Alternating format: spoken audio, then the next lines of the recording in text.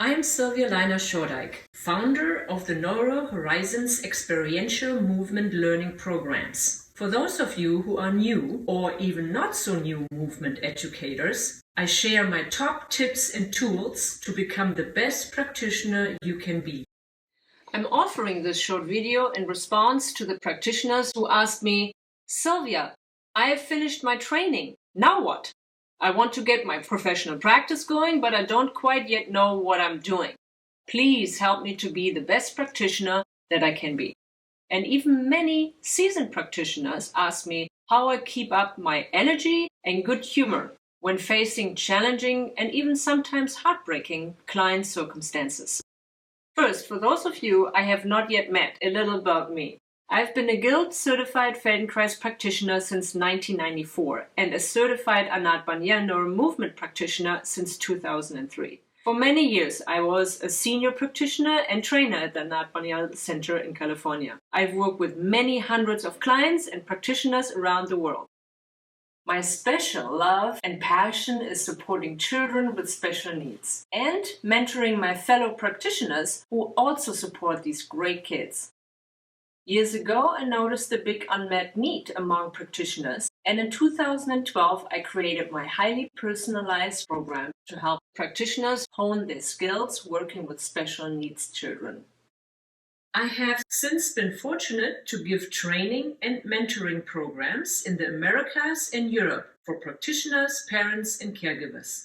In 2024, I will be graduating my 6th NeuroHorizons class, representing nearly 20 nationalities doing the NeuroHorizons Experiential Movement work with children around the world.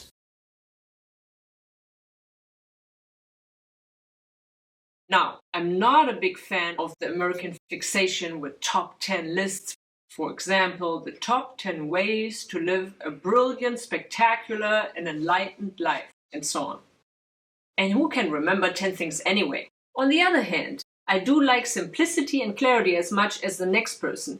So what the heck? I throw in my own list, which of course is going to be the very best list of all.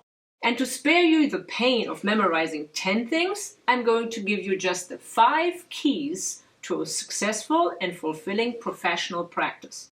And don't worry, I find that most people can remember these 5 key points without taking notes.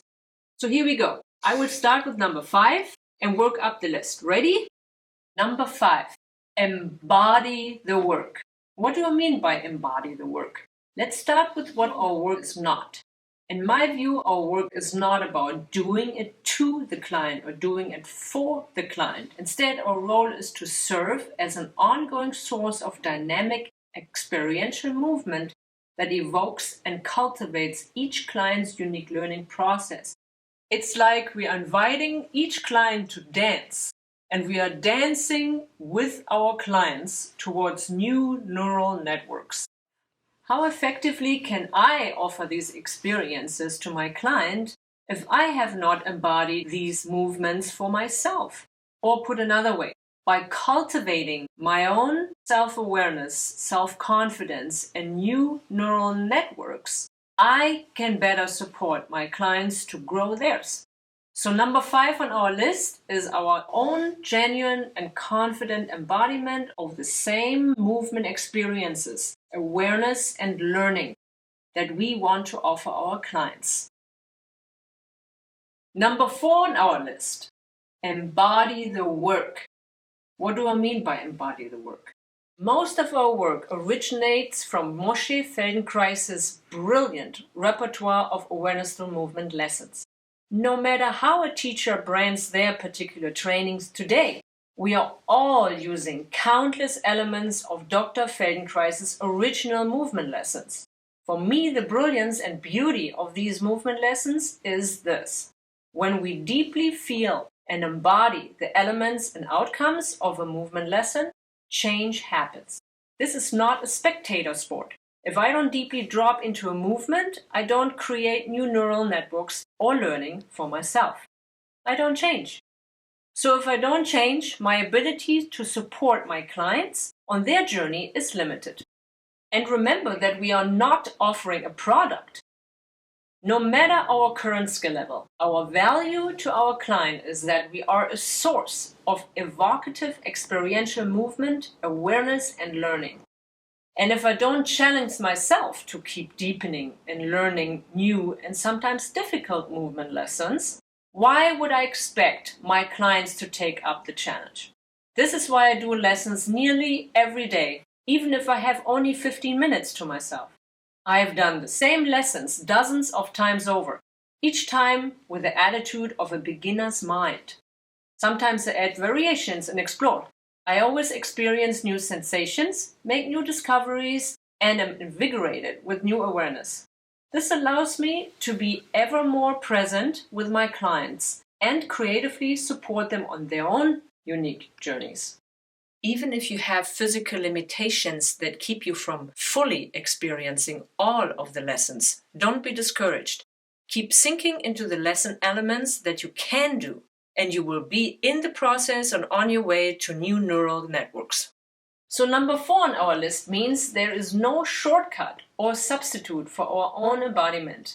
So we gift ourselves the time and space to work through the repertoire of movement lessons again and again, always deepening our experience and learning, and thereby expanding what we are able to offer our clients. Number 3 on our list is, can you guess, embody the work. What do I mean by embody the work? Many new graduates feel a bit overwhelmed by all the information from their trainings. They really want to do it right. But it's easy to get lost in all the techniques and recipes. I also see a lot of fear of imperfection and performance anxiety.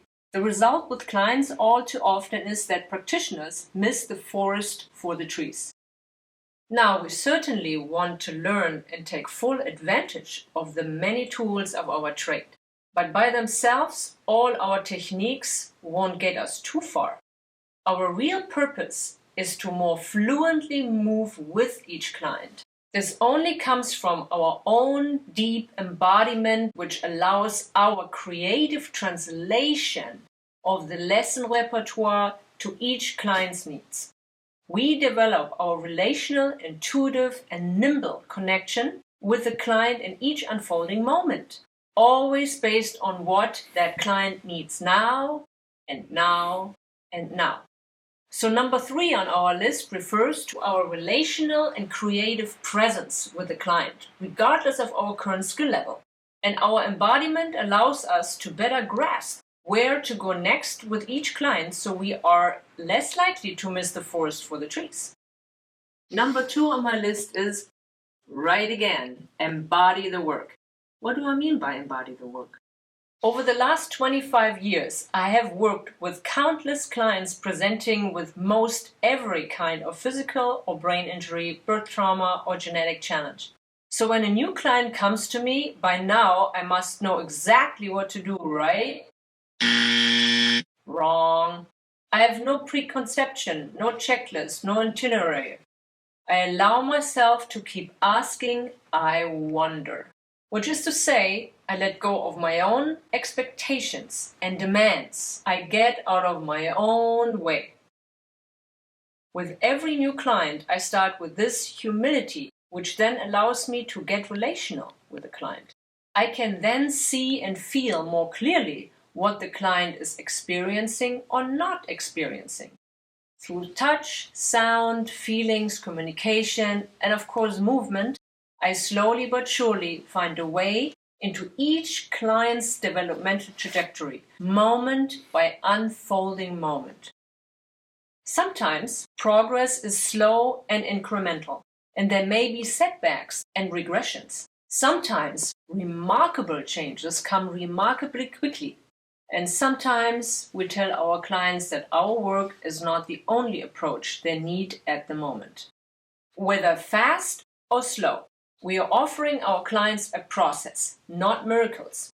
Of course, I celebrate every change and all the progress that comes. And I always give due credit to the various helpers who have been with the client before me and who will come after me. Our work can be powerful, but that is very different than imagining that I am responsible for changing this client. Rather, I help create the circumstances that allow the client to experience new learning. And because I don't come with demands and expectations, I don't easily get discouraged or burned out. My letting go is key in diffusing any perfectionism or performance anxiety, especially when working with stressed or anxious clients who may come with their own high hopes and expectations. So number 2 means that we leave our own agendas and expectations at the door. We get humble and relational. We embrace the process rather than seek miracles. We dance with our client in a joint adventure through the unknown toward the client's ever-changing developmental horizons. Finally, last but not least, number 1 on our list is, wait for it, embody the work. What do I mean by embody the work? Think about it. 4 years of medical school doesn't make someone a capable doctor. They still have to go through years of internship and residency to develop competence and confidence. 3 years of law school doesn't make anyone a capable lawyer. They still have to be mentored by experienced attorneys over years to develop competence and confidence. And our years of training are not what make us a capable or confident practitioner. We instead patiently practice and embody the many movement lessons. And as we deeply experience for ourselves the profound changes that come from these practices, we more and more effectively translate our own embodiment into the client relationship. Along the way, we all need supervision and reality checks. I've been practicing this work passionately for 25 years, and I'm still learning every day. I still seek out masterful practitioners who give me new perspectives and help me hone my skills. My continuing humility, curiosity, and embodiment keep me vital and effective. So, number 1 on our path to embodiment is our perseverance in continuing education and our growing self-awareness and self-confidence in translating all this into our client relationships. This is how our own embodiment becomes our biggest gift to our clients and how we thrive personally and professionally. So, a quick review.